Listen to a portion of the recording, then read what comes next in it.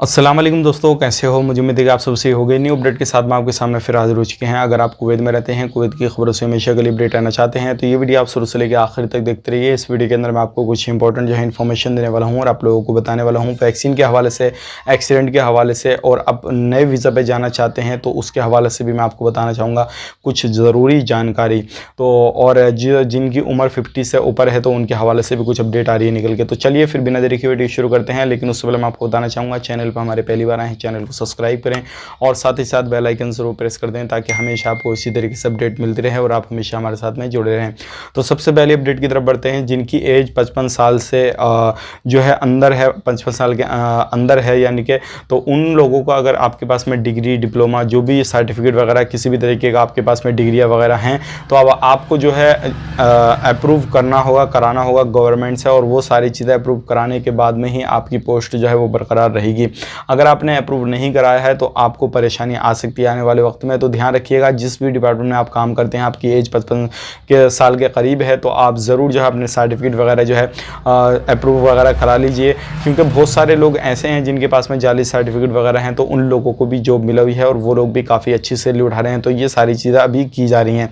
अब बढ़ते हैं अगली अपडेट की तरफ। जो अगली अपडेट आ रही है निकल के, अब्दली एरिया में जो है 5 लोगों की मौत हुई है और ये जो मौत हुई है वो एक्सीडेंट से हुई है, जिसमें कि 15 लोग के करीब जो है वो घायल बताए जा रहे हैं। तो अगर आप कहीं पर भी गाड़ी घोड़ा चलाते हैं, कुछ भी करते हैं, किसी भी तरीके से छोटी मोटी कुछ भी गाड़ी चलाते हैं तो ध्यान रखें, सावधानी बरतें।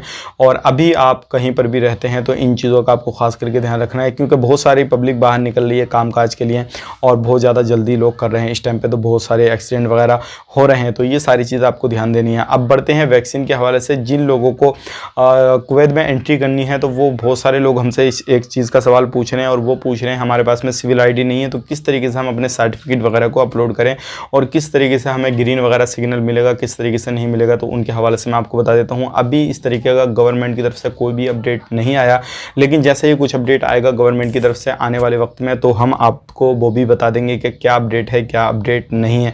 फिलहाल में आपको थोड़ा वेट करना रहेगा। और जितने भी नए वीज़ा वाले जाना चाहते हैं, किस तरीके से आपको एप्लीकेशन वगैरह डाउनलोड करने हैं, किस तरीके से रजिस्ट्रेशन वगैरह करना है, क्या नहीं करना है, पूरी डिटेल्स हम आपको इंशाल्लाह आने वाले वक्त में देने वाले हैं।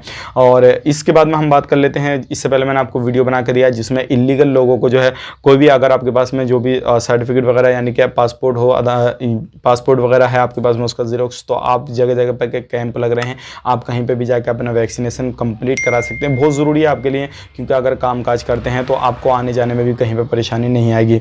तो ये थी आज की कुछ लेटेस्ट अपडेट। उम्मीद करता हूँ वीडियो पसंद आएगा। मिलेंगे इस नेक्स्ट वीडियो में, तब तक के लिए आप अपना ख्याल रखें, अपनी फैमिली वालों ख्याल रखें। Take care, bye.